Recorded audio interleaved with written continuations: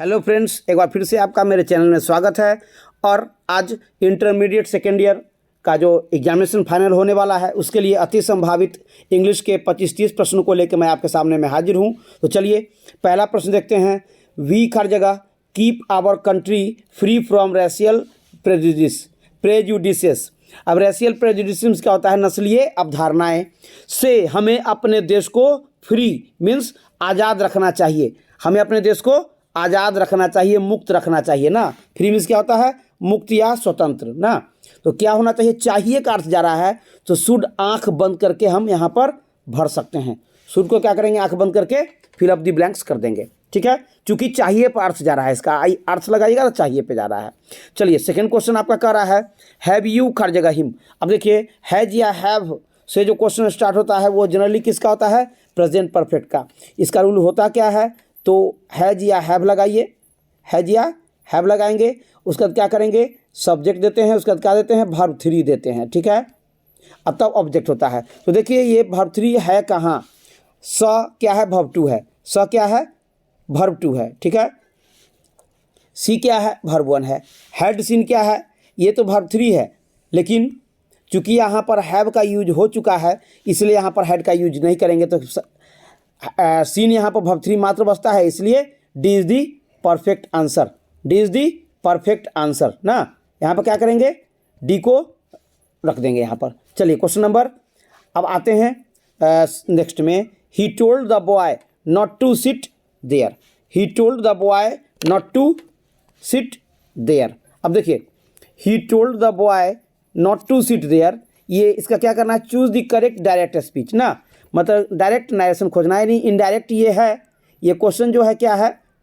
वो इनडायरेक्ट है और हमको डायरेक्ट खोजना है। ठीक है, तो देखिए सबसे बड़ी बात इसमें क्या है कि यहाँ पर हमको खोजना है, जैसे यहाँ पर देयर दिया हुआ है देयर, तो हेयर बदल के देयर होता है नरेशन में। तो देखना है सबसे पहले कि हेयर कहाँ कहाँ है। यहाँ देयर है, यहाँ देयर, यानी ये दोनों ऑप्शन आपका कट जाएगा। यहाँ हेयर है और यहाँ हेयर है, यानी दोनों ऑप्शन में से कोई एक ऑप्शन आपका सही हो सकता है। तो देखिए डिडंट सिट लिखा हुआ है तो मत बैठो क्या होगा? English don't sit. ठीक है, इसलिए D is the perfect answer. D is the perfect answer. D के साथ हम लोग चले जाएंगे। ठीक है, don't sit here he said to the boy. Question number next पे आते हैं। डू यू हर जगह your first teacher. Do you हर जगह योर फर्स्ट टीचर। ठीक है, अब डू यू हर जगह ये फर्स्ट, इसमें करना क्या है? Choose the correct tense form. अब सही इसमें भर भरना है हमको। तो डू या डज किससे शुरू होता है? प्रेजेंट इंडेफिनिट यानी सिंपल प्रेजेंट के क्वेश्चन में उसका रूल क्या होता है? डू या डज। डू या डज प्लस सब्जेक्ट ना।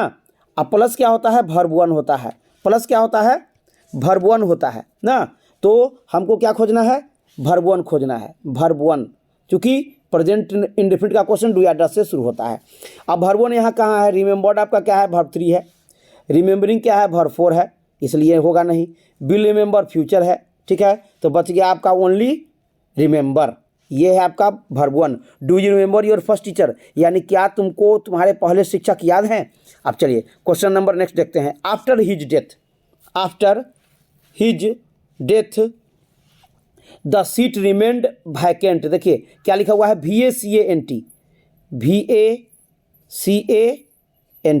ये वैकेंट मीन्स क्या होता है? खाली। वैकेंट मीन्स खाली। तो कह रहा है यहाँ पर वैकेंट के स्थान पर क्या सुटेबल वर्ड होना चाहिए? करेक्ट मीनिंग क्या है उसको हमको रखना है, करेक्ट मीनिंग को खोजना है यहाँ पे। तो after his death the seat remained vacant, मतलब उसकी मृत्यु के बाद सीट जो है खाली रह गया ना। तो सीट खाली रह गया। वैकेंट का क्या होता है? ये इम्प्टी। वैकेंट का क्या होता है? इम्प्टी ना। इम्प्टी सिनोनिम्स है वैकेंट का।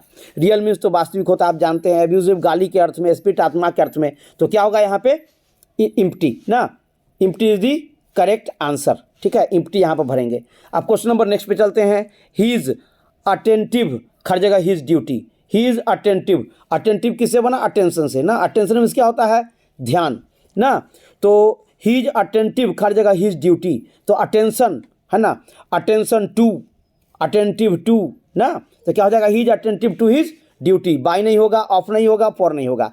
ही is attentive to his duty, यानी ऑप्शन नंबर ए के साथ हम चले जाएंगे। अब क्वेश्चन नंबर नेक्स्ट में आते हैं।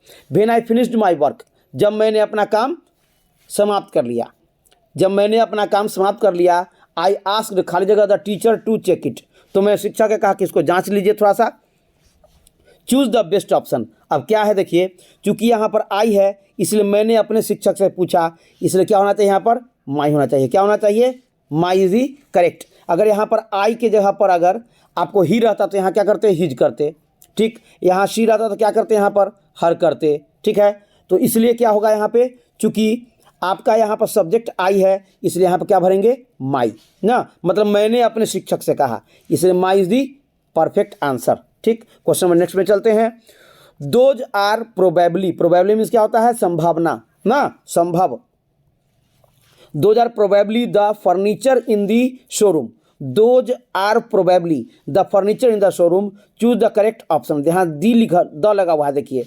फैंसीएस्ट, फैंसी का ये स्पेलिंग गलत है, फैंसी मीन नहीं होता है बहुत अच्छा सजा हुआ, सजावट वाला, तो फैंसी चूंकि यहाँ द है यानी सुपरलेटिव डिग्री खोजेगा, तो फैंसी का मोस्ट फैंसीएस्ट नहीं, ये होता है फैंसीएस्ट, FANCIEST, यही होता है एडजेक्टिव का तीसरा रूप। फैंसी का तीसरा रूप क्या हो जाएगा, एडजेक्टिव का फैंसीएस्ट, यानी B is the correct answer. अब क्वेश्चन नंबर नेक्स्ट में चलते हैं। दे मेड हर खाली जगह a new contract, contract means क्या होता है, दे मेड हर खाली जगह a new contract, contract means ये एग्रीमेंट जो होता है उसको क्या कहते हैं, कॉन्ट्रैक्ट कहते हैं। तो दे मेड हर समझौता इसको कहते हैं, दे मेड हर खाली जगह ए न्यू कॉन्ट्रैक्ट, ठीक है। तो क्या होगा कि साइनिंग नहीं होगा, साइन नहीं हो, टू साइन नहीं होगा, साइन नहीं होगा, क्या होगा, साइन। कैसे होगा सो बता देते हैं। जैसे उसने मुझे हंसाया, क्या बनाते हैं, ही मेड मी लाफ, यानी कि यहाँ मेड है तो यहाँ क्या लेगा, वर्ब वन लेगा, तो वर्ब वन आपका क्या है, ओनली ऑप्शन ए है, इसे साइन के साथ चलेंगे। चलिए क्वेश्चन नंबर नेक्स्ट पे चलते हैं। Catching the earlier train, catching the earlier train है ना, मतलब कि एकदम पहले वाला ट्रेन को पकड़ के है ना, विल गिव अस द खाली जगह टू डू सम वर्क, यानी पहले वाला ट्रेन पकड़ के पहुंच जाएगा तो क्या उसको कुछ काम करने के लिए मौका मिल जाएगा। तो यहाँ चांस, मौका, पॉसिबिलिटी, संभावना, ओकेजन, अवसर, लक ना, तो क्या होगा यहाँ पर चांस यानी मौका मिल जाएगा, इसलिए क्या भरेंगे, चांस, ए ऑप्शन सही है। क्वेश्चन नंबर नेक्स्ट पे चलते हैं। Reshma bought what she wanted, Reshma bought what she wanted खाली जगह ना, interrogative sign, choose the correct question tag, question tag खोजना है। देखिए बॉट है यहाँ यानी कि सिंपल पास्ट, सिंपल पास्ट है ना, तो सिंपल पास्ट का देखिए ये सिंपल पास्ट का है, तो फ्यूचर का टेंस का पहचान है। कांट किसका है, सकना का पहचान है। कैन भी वही है, यानी सिंपल पास्ट का ये है देखिए, डिड लगता है सिंपल पास्ट में, तो डिडंट सी, यहाँ पर क्या हो जाएगा, डिडंट सी ना, ये तीनों तो आपको इस टेंस में सुटेबल ही नहीं है। चलिए क्वेश्चन नंबर नेक्स्ट पे चलते हैं। क्वेश्चन नंबर नेक्स्ट क्या कर रहा है सो देखते हैं थोड़ा सा। When we speak of the freedom of the press we usually mean ना, when we speak of the freedom of the press, Dorothy L Sayers का रेनबो पार्ट 2 ना, प्रोज सेक्शन में जो पढ़ना है। When we speak of the freedom of the press, Dorothy L Sayers को लिखा हुआ है, we usually mean freedom in a खाली जगह, देखिए बुक से उठाया हुआ लाइन है, तो क्या है इसका टेक्निकल सेंस, तकनीकी अर्थ में हम इसका अर्थ लगाते हैं ना, क्या हो जाएगा, C is the correct answer. Next चलते हैं। A marriage proposal is a, Anton Chekhov ना, सबसे लास्ट जो आपको चैप्टर पढ़ना है रेनबो पार्ट 2 में, तो अ मैरिज प्रपोजल इज अ खाली जगह क्या है, ये ट्रेजेडी दुखांत नाटक है, सटायर है, ये चुपती हुई बातें, ट्रेजेडी कॉमेडी नहीं, ये क्या है, फुल्ली कॉमेडी है, ये क्या है, फुल्ली कॉमेडी, यानी आपका D is the correct answer. A marriage proposal is a comedy, ठीक। नेक्स्ट क्वेश्चन चलते हैं। जॉन डन ना, जॉन डन आप पढ़े होंगे, sweetest love I do not go, जो पहला आपका पोएम है रेनबो पार्ट 2 में, तो उसके लेखक क्या है, कौन है, जॉन डन। तो जॉन डन स्टडीड यानी डन लिखा हुआ है, लॉ एंड रीड, लॉ कानून पढ़ा, और जब आप इंट्रोडक्शन पढ़िएगा ना इनका, ये isolate sweetest love I do not go का जब इंट्रोडक्शन पढ़िएगा, मतलब चैप्टर शुरू होने से पहले, तो तब आपको समझ आएगा कि इन्होंने कानून भी पढ़ा और थियोलॉजी भी पढ़ा, यानी कि धर्म विज्ञान भी पढ़ा, यानी कि यहाँ पर क्या हो जाएगा, theology is the correct answer, theology is the correct answer, यानी ऑप्शन नंबर ए के साथ चलेंगे। अब क्वेश्चन नंबर नेक्स्ट पे चलते हैं।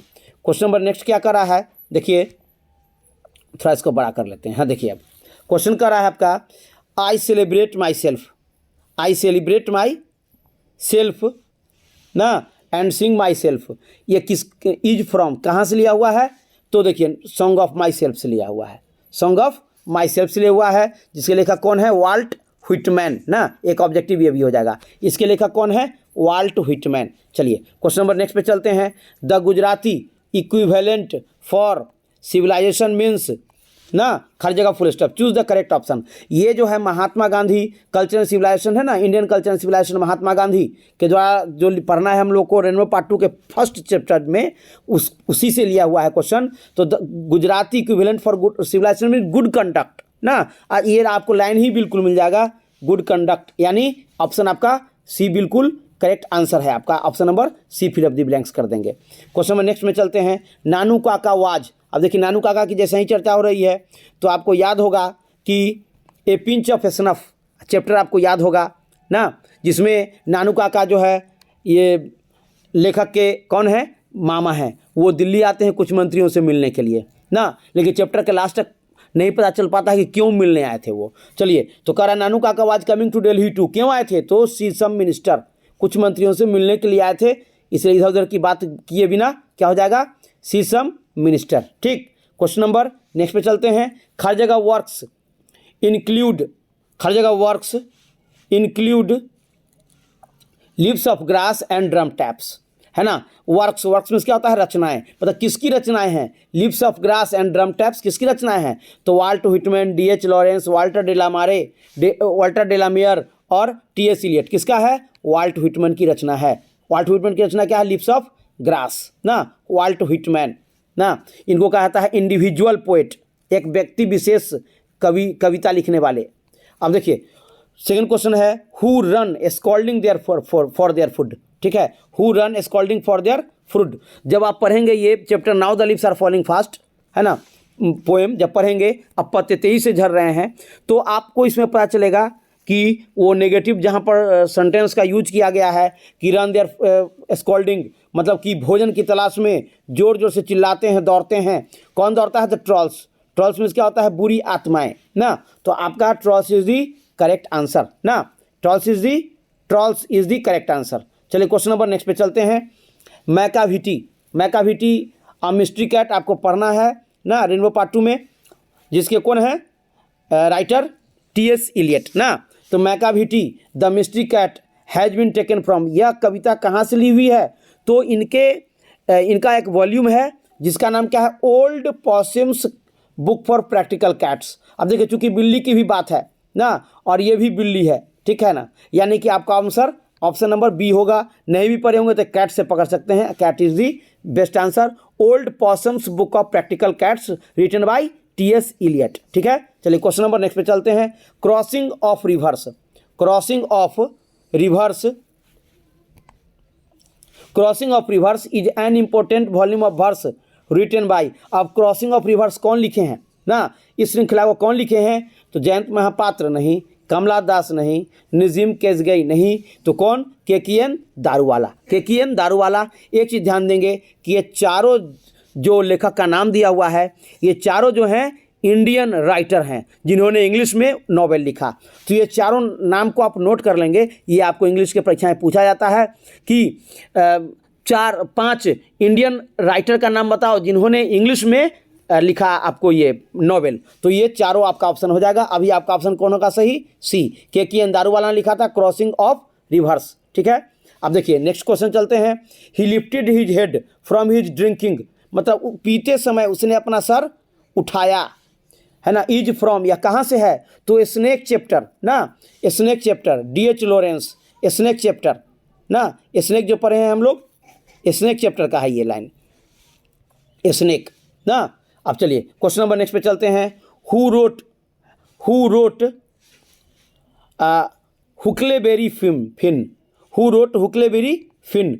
अब इस पोएम को किसने लिखा, इस रचना को किसने लिखा, तो Herman Melville, Henry James, Ernest Hemingway, कौन लिखे, मार्क ट्विन ने लिखा, मार्क ट्विन ने लिखा। ऑप्शन आपका डी हो जाएगा। इसको आप रट लेंगे कि हकलेबेरी फिन को मार्क ट्विन ने लिखा। चलिए अब क्वेश्चन नंबर नेक्स्ट पे चलते हैं। क्वेश्चन नंबर नेक्स्ट आपका कर रहा है, हु रोट हुकलेबेरी, अभी तो आप पढ़े हैं, क्या हो जाएगा इसका ऑप्शन, मार्क ट्विन ना, mark twin.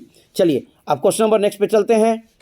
In which poem does the poem, इसको थोड़ा छोटा कर लेते हैं, समझ में आएगा अच्छा से। हाँ, in which poem does the poet express his sad feelings ना फॉर अ ब्यूटीफुल लेडी। अब देखिए ब्यूटीफुल लेडी और सैड फीलिंग्स की जैसे ही चर्चा होती है तो आपको याद होगा चर्चा एन एपिटैफ, एन एपिटैफ जिसके राइटर कौन है, वाल्टर डेलामियर, वाल्टर डेलामियर, जिन्होंने क्या कहते हैं कब्र में लेटी हुई मतलब कि दफनाने वाली एक सुंदर युवती का वर्णन किया है। तो ये किस चैप्टर से लिया हुआ है, एन एपिटैफ से लिया हुआ है। किससे लिया हुआ है, एन एपिटैफ से। ठीक, चलिए question number C is the best answer, an epitaph. Next में चलते हैं।